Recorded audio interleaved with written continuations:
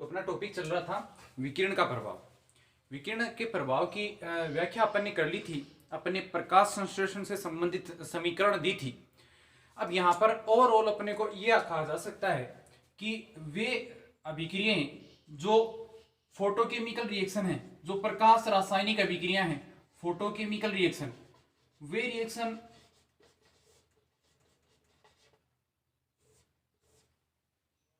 तेजी से संपन्न होती हैं, उन अभिक्रियाओं का वेग ज्यादा होता है।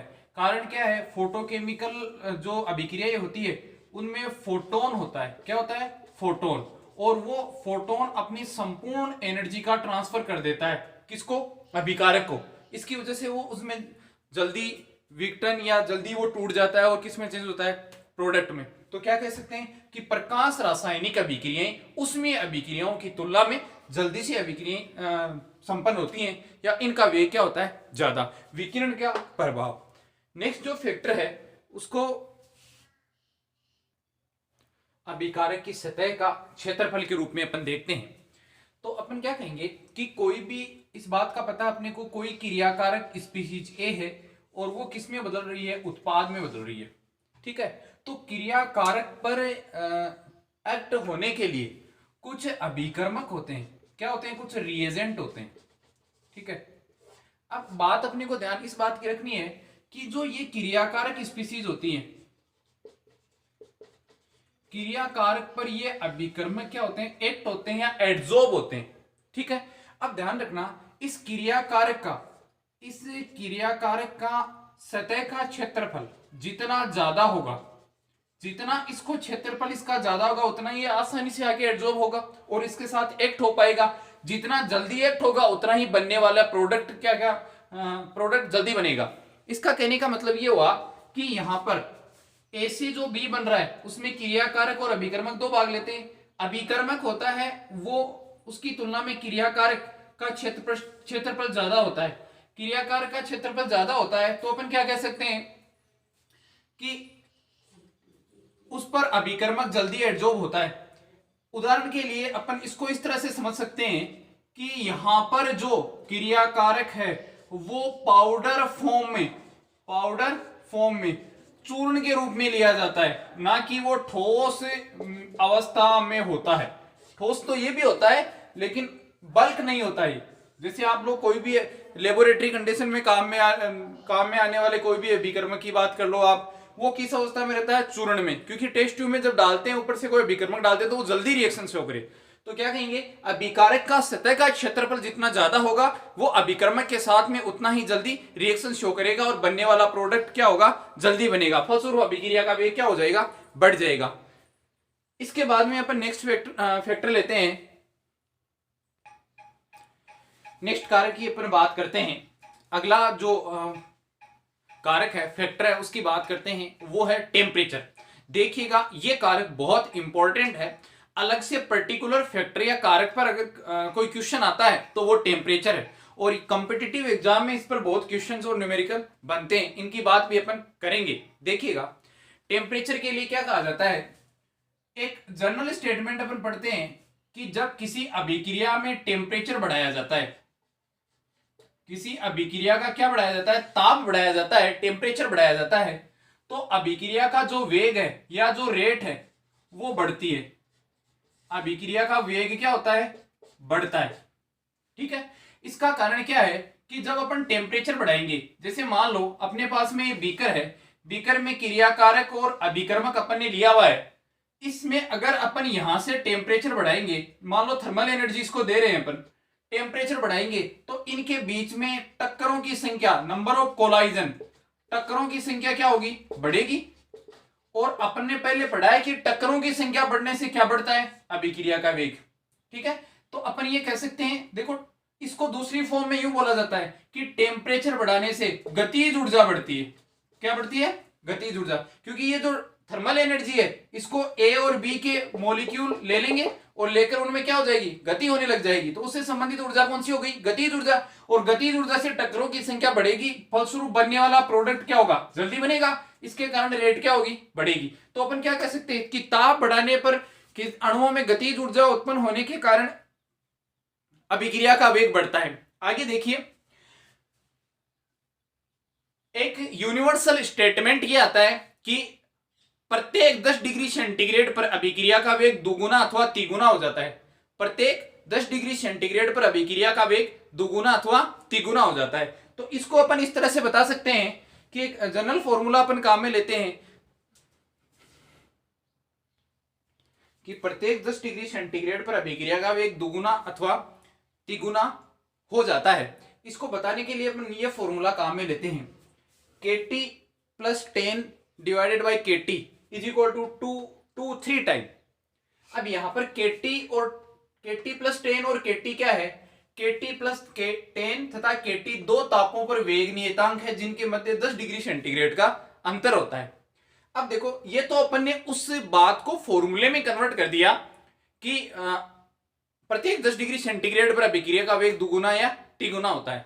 अब अपन क्या कह सकते हैं कि जो टेम्परेचर फैक्टर है, जो कारक अपन पढ़ रहे हैं वो कारक है ताप, और इस कारक की अपन विस्तारित चर्चा दो पॉइंटों में करते हैं। पहला है इसमें ताप गुणांक, या दो सिद्धांतों में करते हैं। पहला सिद्धांत है ताप गुणांक सिद्धांत, है ना, टेम्परेचर कोफिशिएंट थ्योरी, और दूसरा अपना सिद्धांत है इसके अंदर आरेनियस थ्योरी। दूसरा सिद्धांत है आरेनियस सिद्धांत। इन दो पॉइंटों में अपन चर्चा करते हैं। आरेनियस सिद्धांत,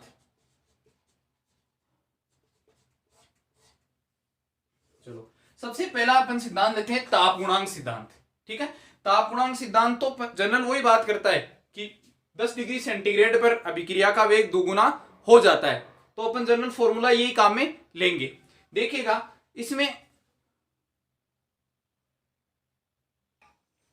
तो ताप गुणांक सिद्धांत को अपन क्या बता सकते हैं कि प्रत्येक इस सिद्धांत के अनुसार जब ताप 10 डिग्री सेंटीग्रेड बढ़ाया जाता है तो अभिक्रिया का वेग 2 से 3 गुना बढ़ जाता है। फॉर्मूला जनरल फॉर्मूला वही हो गया, kT प्लस 10 और kT 2 to 3 time, kT plus 10 upon में kT is equal to 2 to 3 time.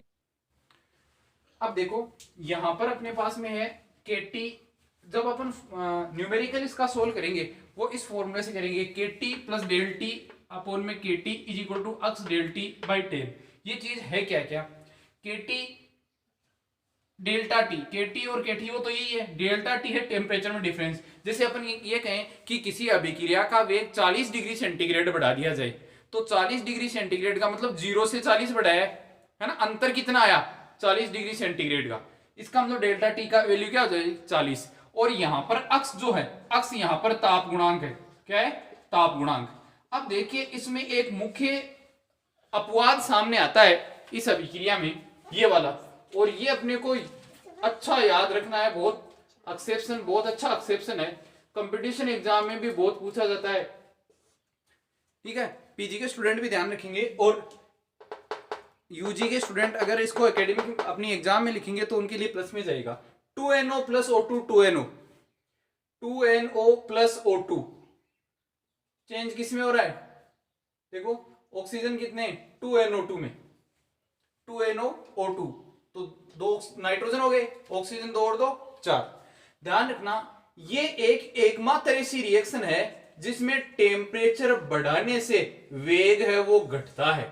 बाकी सारी रिएक्शन में टेम्परेचर बढ़ाने से वेग क्या होता है, बढ़ता है। और इसका कारण यह है कि इसमें ताप गुणांक का मान होता है वो 1 से कम होता है, ताप गुणांक का मान होता है वो 1 से कम। ये अपवाद है, इसको ध्यान में रखना, आपको कम होता है। इंपॉर्टेंट, सबसे इंपॉर्टेंट चीज जो अभी तक आई है।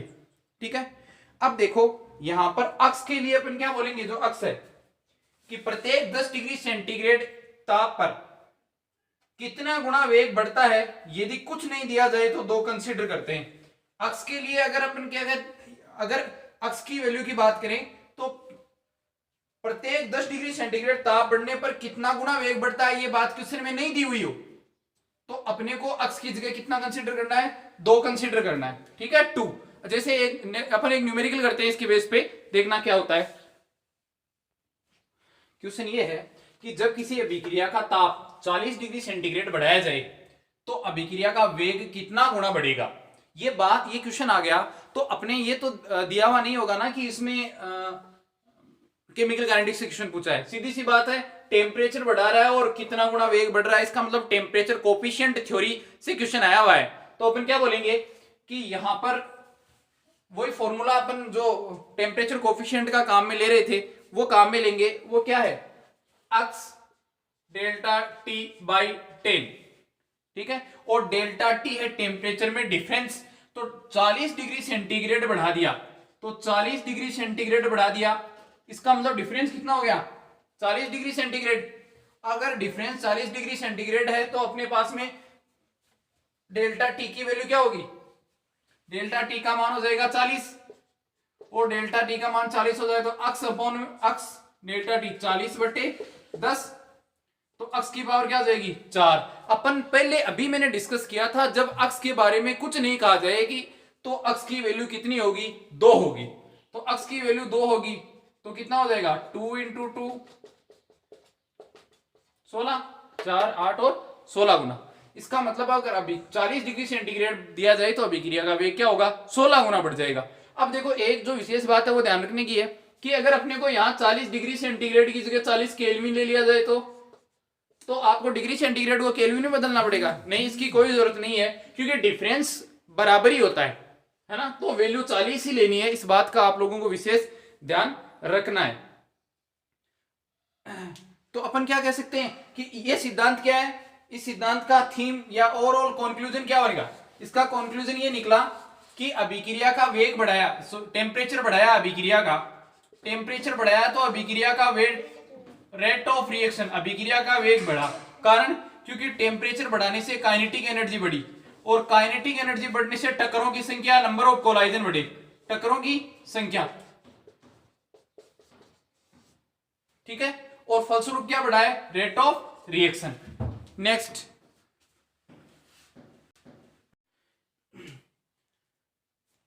टेम्परेचर कोफिशिएंट जो सिद्धांत है वो ज्यादा चल नहीं पाया, वो सिद्धांत की कुछ कमी रही, कुछ ड्रॉबैक रही, जिसके कारण आर्रेनियस सिद्धांत आया। तो उससे पहले अपने को इस बात का पता होना चाहिए कि जो टेम्परेचर कोफिशिएंट सिद्धांत है उसकी क्या ऐसी कमी रही जिसके कारण आर्रेनियस सिद्धांत अपन पढ़ते हैं। तो उसकी कमी ये कमी है टेम्परेचर कोफिशिएंट थ्योरी की, कि प्रायोगिक रूप से प्रभावी टक्करों से अभिक्रिया का वेग 2 से 3% बढ़ता है।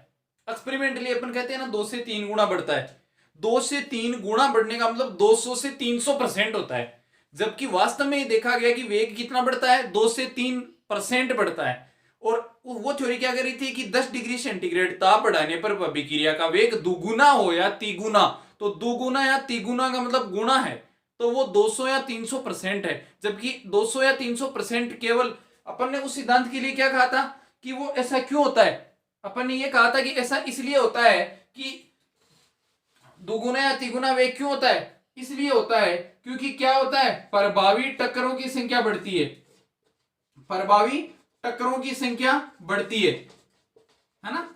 पहले काइनेटिक एनर्जी बढ़ी थी किस क्या बढ़ाने पर, टेम्परेचर बढ़ाने पर, ताप बढ़ाने पर काइनेटिक एनर्जी बढ़ी, फलस्वरूप प्रभावी टक्करों की संख्या बढ़ी, और प्रभावी टक्करों की संख्या बढ़ने के कारण अभिक्रिया का क्या बढ़ा है, वेग, रेट ऑफ रिएक्शन क्या हुई है, इंक्रीज। तो ये बात समझनी है अपने को।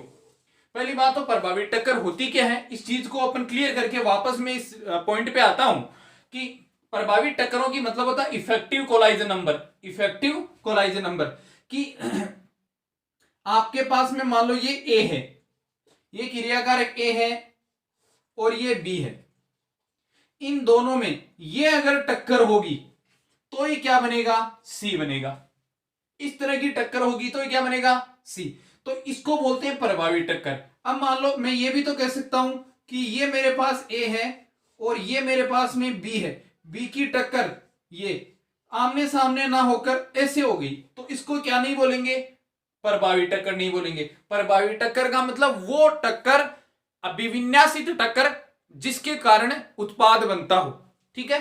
तो अपन ने पहले वाली जो टेम्परेचर कोफिशिएंट थ्योरी थी उसमें क्या पढ़ा था कि टेम्परेचर बढ़ाने पर काइनेटिक एनर्जी बढ़ती है, फलस्वरूप क्या बढ़ेगी, प्रभावी टक्करों की संख्या बढ़ेगी, और प्रभावी टक्करों की संख्या बढ़ने से वेग बढ़ेगा। लेकिन वेग प्रभावी टक्करों की संख्या से 200 से 300% नहीं बढ़ता है ना। इसका मतलब केवल प्रभावी टक्कर ही जिम्मेदार नहीं है, कुछ और कारक भी जिम्मेदार हैं जिसकी वजह से इतना वेग बढ़ जाता है। वरना प्रायोगिक रूप से क्या देखा गया कि अभिक्रिया का जो वेग है वो प्रभावी टक्करों से तो 2 से 3% ही बढ़ता है, और वो सिद्धांत क्या बात कर रहा है, वो कह रहा है 2 से 3 गुना, और 2 से 3 गुना का मतलब होता है 200 से 300%। इसका मतलब कुछ इतनी वृद्धि केवल प्रभावी टक्करों द्वारा ही क्या नहीं होती है संपन्न, कुछ और कारक भी जिम्मेदार होते हैं जिनकी व्याख्या कौन नहीं कर सका, टेम्परेचर कोफिशिएंट सिद्धांत नहीं कर सकता। तो इस चीज को पढ़ने के लिए अपने क्या पढ़ना पड़ेगा, आर्रेनियस सिद्धांत। आर्रेनियस सिद्धांत में अभी अपन छोटी सी बात करेंगे, सिर्फ एक फॉर्मूला है, उसके परिचय की बात अपन करेंगे। दूसरा सिद्धांत है आर्रेनियस सिद्धांत। देखो आर्रेनियस सिद्धांत भी वही बात बताता है कि अभिक्रिया के वेग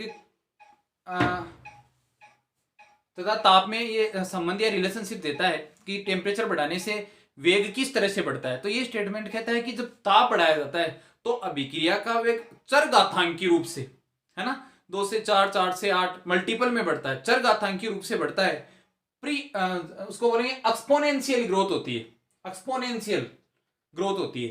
तो उसके लिए एक फॉर्मूला दिया, K is equal to A exponential of E A upon में R T. K is equal to A exponential of E A upon में आर टी, जहां के क्या होता है, वेग नियतांक होता है जिसको अपन रेट कांस्टेंट कहते हैं, और ए क्या है, आर्रेनियस फैक्टर या आर्रेनियस कोफिशिएंट। ठीक है, इसका दूसरा नाम फ्रीक्वेंसी फैक्टर भी होता है, फ्रीक्वेंसी फैक्टर या प्री एक्सपोनेंशियल फैक्टर। ये बात विशेष रूप से याद रखना क्योंकि एग्जाम में कई बार क्वेश्चन पूछा हुआ है। फर्स्ट ईयर के स्टूडेंट्स को एमएससी एंट्रेंस में, पीजी के स्टूडेंट्स को आगे जो भी वो एग्जाम देंगे नेट वगैरह में, उसमें ये क्वेश्चन आरपीएससी भी कई बार ये क्वेश्चन पूछती है कि यहाँ पर ए क्या है। ध्यान रखना, ए के नाम देखना, आर्रेनियस फैक्टर या कोफिशिएंट, फ्रीक्वेंसी या आवर्ती कारक, इसको प्री एक्सपोनेंशियल फैक्टर भी कहते हैं। ए क्या है, एक्टिवेशन एनर्जी। ठीक है, ये अपने पास में इसका फॉर्मूला आया है। अब देखो इसकी अपन थोड़ी सी आगे बात करते हैं। अपन क्या बोलेंगे, यूनिट ऑफ ए की बात करेंगे। ये जो फ्रीक्वेंसी फैक्टर है इसकी क्या यूनिट होती है, यूनिट ऑफ ए, आवर्ती कारक कह लो चाहे प्री एक्सपोनेंशियल फैक्टर कह लो, इसकी जो यूनिट है वो अपन ये कह सकते हैं कि क्या इसकी यूनिट हो सकती है। देखिएगा, unit of A, unit of A के लिए अपन आर्रेनियस का जो यूनिट ऑफ ए, इसके लिए अपने पास में आर्रेनियस का जो फॉर्मूला है वो काम में लेते हैं अपन। K is equal to A exponential of minus E A upon में आर टी। तो सबसे पहले मैं इसकी यूनिट निकालता हूं। ठीक है, क्या है, ई ए अपॉन में आर टी। तो ई ए क्या है, एक्टिवेशन एनर्जी है, और एक्टिवेशन एनर्जी की जो यूनिट होती है वो होती है जूल मोल इनवर्स। क्या होती है, जूल मोल इनवर्स। और आप लोगों के पास में जो आर है, आर क्या है यहाँ पर, यूनिवर्सल गैस कांस्टेंट, जिसकी यूनिट होती है joule mole inverse kelvin inverse. अब आगे क्या दे रखा है, टेम्परेचर, आर टी इसके इक्वल कर लो, टेम्परेचर की यूनिट क्या होती है, केल्विन। तो यहां से ये सारी वैल्यू कैंसिल आउट हो जाएगी। इसका मतलब इसकी ये यूनिटलेस है, यूनिटलेस है तो इसकी यूनिट हट गई, बच कौन गया, के और ए, के बराबर ए। तो रेट कांस्टेंट की जो यूनिट होगी वही फ्रीक्वेंसी फैक्टर या प्री एक्सपोनेंशियल फैक्टर की क्या होगी, यूनिट। दोनों की यूनिट क्या है, सेम है। इस बात का अपने को ध्यान में रहे। और ई अपॉन में आर टी, ये क्या हो गई, ये यूनिटलेस क्वांटिटी हो गई क्योंकि यहां पर सारी यूनिट क्या हो गई, कैंसिल आउट हो गई। जूल से जूल गया, मोल इनवर्स से मोल इनवर्स, केल्विन इनवर्स ये ऊपर जाएगा तो केल्विन इनवर्स हो जाएगा, तो ये दोनों आपस में क्या हो जाएंगे, कैंसिल आउट। आगे अपन बात करते हैं, अगला टॉपिक है अपना वेग नियम या रेट लॉ भी बोलते हैं इसको, रेट लॉ।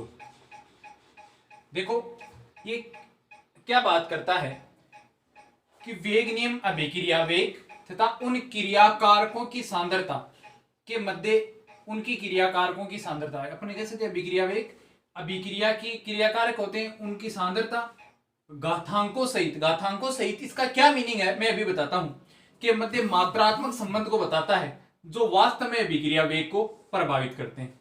देखो यहां से अपन स्टार्ट करते हैं कि वेग नियम के अनुसार अभिक्रिया का वेग क्रियाकारकों की प्रभावी सांद्रता के क्या होता है, समानुपाती होता है। प्रभावी सांद्रता का मतलब है जैसे मान लो अपने पास में कोई भी अभिक्रिया है, ए से बी उत्पाद अपने पास बन रहा है, ए से बी उत्पाद या ए से पी प्रोडक्ट बन रहा है, उसको लेकर बात करते हैं अपन। देखना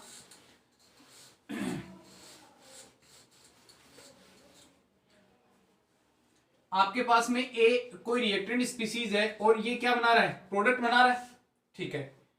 अब अभिक्रिया रेट लॉ के अनुसार, वेग नियम के अनुसार, है ना, तो अपन क्या कह सकते हैं, अकॉर्डिंग टू रेट लॉ, वेग नियम के अनुसार, अकॉर्डिंग टू रेट लॉ, वेग नियम के अनुसार, वेग नियम के अनुसार देखो क्या होता है। तो अभी अपन ने कहा कि अभिक्रिया का वेग जो अभिकारकों की प्रभावी सांद्रता के समानुपाती होता है। तो सांद्रता, अभिकारक की सांद्रता इस रिएक्शन में ए है और सांद्रता को अपन इस ब्रैकेट से रिप्रेजेंट करते हैं। और अपन ने अभी कहा था घातांकों सहित, घातांकों सहित का मतलब यहाँ पर जितनी स्टोइकियोमेट्री है वो अपन कहाँ मेंशन करेंगे, यहाँ पर। तो अभिक्रिया का वेग अभिकारक की प्रभावी सांद्रता है, क्या हो गया, समानुपाती। ये रेट यानी वेग है, अभिक्रिया वेग, अभिक्रिया वेग बराबर या रेट बराबर प्रोपोर्शनलिटी का साइन हटाया तो नया कांस्टेंट या स्थिरांक आया है, ठीक है। अब अपने को इस बात का पता है कि यहां पर जो अभिक्रिया का वेग है या जो रेट ऑफ रिएक्शन है, या पिछले लेक्चर में अपन ने बात की थी कि रेट ऑफ रिएक्शन क्या है, रेट ऑफ रिएक्शन है चेंज इन कंसंट्रेशन। अभिक्रिया वेग के लिए अपन ने बात की थी कि अभिक्रिया का वेग क्या होता है, अभिकारक या उत्पाद की सांद्रता बटे समय, यही होता है। तो इसका मतलब आर ओ आर अपन ने क्या कहा था, change in rate, change in concentration of reactant, यानी कंसंट्रेशन रिएक्टेंट या प्रोडक्ट अपॉन में क्या था, टाइम, यही तो लिया था अपन ने अभिक्रिया के वेग पिछले लेक्चर में। तो मैं रेट के लिए क्या यूनिट लिख सकता हूं, सांद्रता अपॉन में समय बराबर के, और ए क्या है, सांद्रता है, ये घात हो गई है। अब देखो इस सांद्रता को मैं इधर लाता हूं, इसका मतलब सांद्रता क्रॉस मल्टीप्लाई करेंगे तो यहां आएगा। तो मैंने लिखा सांद्रता और नीचे सांद्रता एन, समय को ऊपर ले जाएंगे तो समय इनवर्स हो जाएगा, ठीक है। तो इसका मतलब अब देखो ये सांद्रता है, ये भी सांद्रता ऊपर जाएगी, तो अपन अगर यहाँ एन नहीं होता तो क्या होता, सांद्रता इनवर्स, अगर एन है तो क्या हो जाएगा 1 माइनस एन, तो सांद्रता 1 माइनस एन समय इनवर्स। अब सांद्रता को अपन किस में लिखते हैं, मोल पर लीटर में, तो मोल पर लीटर की टर्म में अपन इसको लिखें तो अपन ने लिखा K इज इक्वल टू सांद्रता 1 माइनस है, समय इनवर्स आ गया अपने पास में। अब अपने को पता है कि सांद्रता किसमें होती है, सांद्रता को अपन लिखते हैं मोल पर लीटर में, किसमें लिखते हैं, मोल पर लीटर में या मोल अपॉन में लीटर। तो यहां पर सांद्रता की जगह अपन ने मोल पर लीटर लिखा और ये क्या हो गया, समय इनवर्स। अब 1 माइनस एन, सांद्रता पर 1 माइनस एन है तो मोल पर लीटर दोनों पर 1 माइनस एन है, मतलब मोल 1 माइनस एन अपॉन में लीटर 1 माइनस एन। अब लीटर को मैं देखो सपोज करना कि यहां पर क्या है, litre 1 minus N, litre 1 minus N, ऊपर क्या है, मोल 1 माइनस एन, इसको खोल के मैंने इस तरह से लिख दिया, ठीक है। अब देखो मैं क्या लिखूंगा, मैं इसको इस तरह से लिख सकता हूं, मोल 1 माइनस एन, लीटर ऊपर जाएगा तो इनवर्स होता है, उल्टा होता है, तो लीटर जाएगा तो -1 प्लस, लीटर ऊपर जाएगा तो क्या होता है, रिवर्स होता है, इनवर्स लिखते हैं ना अपन। तो लीटर यहां लिखेंगे माइनस, प्लस वाला तो माइनस हो जाएगा और माइनस वाला क्या हो जाएगा, प्लस, और ये बन गया। तो इसको मैं ऐसे भी तो लिख सकता हूं n-1, भाई n तो प्लस का और माइनस का, तो इसको मैं क्या लिख सकता हूं, इस टर्म को, इसको मैं ऐसे भी लिख सकता हूं लीटर n-1, यही मैंने यहां पर लिखा है, ठीक है। तो मोल 1 माइनस एन, लीटर n-1 और समय इनवर्स। अब देखना जरा, यहां से जो टाइम लिया गया है वो टाइम सेकंड में लेते हैं अपन, तो क्या हो जाएगी अपने पास में, रेट कांस्टेंट, वेग नियतांक की यूनिट क्या हो जाएगी, मोल 1 माइनस एन, लीटर n-1, और इसको सेकंड में लेंगे तो सेकंड इनवर्स, ठीक है। अब यहां पर जो n है वो अभिक्रिया की कोटि है, n क्या है, order of reaction, order of reaction, अभिक्रिया की कोटि, जितने कोटि की अभिक्रिया होगी वही n का मान हो जाएगा, ठीक साइड, कोई दिक्कत नहीं है। तो मैं सबसे पहले जीरो ऑर्डर की रिएक्शन लेता हूं, क्या ऑर्डर होती है इसकी बात अपन आगे पढ़ लेंगे, लेकिन मैं सबसे पहले जीरो ऑर्डर रिएक्शन लेता हूं।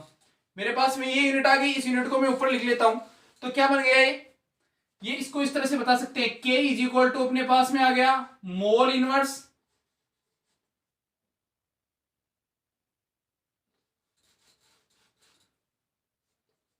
के मोल लीटर और सेकंड इनवर्स था, ठीक है। और ये था 1 माइनस एन, एन माइनस 1 और सेकंड इनवर्स। अपने पास में फाइनल ये आया था, ठीक है। अब मैं शून्य कोटि अभिक्रिया के लिए लिखता हूं पहले for zero order reaction, for zero order reaction. इसका मीनिंग है शून्य कोटि अभिक्रिया के लिए वेग नियतांक, शून्य कोटि अभिक्रिया के लिए वेग नियतांक। तो शून्य कोटि के लिए एन की वैल्यू क्या हो जाएगी, 0। तो यहां पर 0 पुट करो, के इज इक्वल टू क्या हो जाएगा, मोल 1 माइनस 0, लीटर 0 माइनस 1 और सेकेंड इनवर्स। तो यहां पर क्या बच गया अपने पास, मोल, और ये क्या बन गया, लीटर इनवर्स, और ये क्या हो गया, सेकेंड इनवर्स। ये अपने पास में क्या आ गया, के का मान आ गया, ठीक है, कोई दिक्कत नहीं। अब मान लो सेकेंड, अब मैं बात करता हूं फर्स्ट ऑर्डर रिएक्शन, यानी प्रथम कोटि की अभिक्रिया। फर्स्ट ऑर्डर यानी कौन सी, प्रथम कोटि की अभिक्रिया के लिए के या वेग नियतांक का मान क्या होगा, तो एन की वैल्यू प्रथम कोटि के लिए क्या हो जाएगी, 1। तो इसी फॉर्मूले में अपने को रखना है, तो क्या बोलेंगे, K is equal to mole 1 minus 1, litre 1 minus 1 और सेकेंड इनवर्स। तो क्या हो जाएगा, मोल की पावर 0 और लीटर की पावर 0 और सेकेंड इनवर्स, और अक्स की पावर 0 का मतलब 1 होता है, अपने को पता है। इसका मतलब ये टर्म 1, ये टर्म 1 बच गया, क्या अपने पास, के सेकेंड इनवर्स, ठीक है, कोई दिक्कत नहीं है। इसी तरह से अपन आगे बढ़े तो सेकंड ऑर्डर की बात कर सकते हैं। सेकंड ऑर्डर रिएक्शन में या द्वितीय कोटि अभिक्रिया में एन का मान कितना हो जाएगा, 2। तो सेकंड ऑर्डर रिएक्शन की बात करते हैं अपन, द्वितीय कोटि की अभिक्रिया, second order reaction, second order reaction. और सेकंड ऑर्डर रिएक्शन में एन इज इक्वल टू क्या है, 2। फॉर्मूले में रखो, K is equal to mole 1 minus 2, litre 2 minus 1 और सेकंड इनवर्स। तो के क्या हो गया, मोल -1, लीटर और सेकंड इनवर्स। ये आपके पास में क्या आ गया, के की वैल्यू आ गई। तो ये चीज अपने को ध्यान में रखनी है। इससे, इस यूनिट से अपने को बहुत सारे न्यूमेरिकल भी ऐसे आएंगे जिससे अपने को ये स्ट्राइक हो जाएगा, इस बात का अपने को पता चल जाएगा कि अपनी कौन सी अभिक्रिया की कोटि की बात कर रहा है। कई बार डायरेक्ट आंसर भी इस जो के है इससे अपन निकाल सकते हैं। चलो।